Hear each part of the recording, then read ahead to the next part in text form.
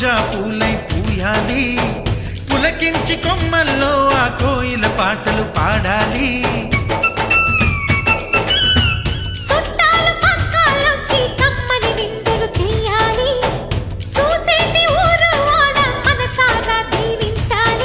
నలుగురు కలిసి చేతులు కలిపి మన కలలన్నీ పండించాలి.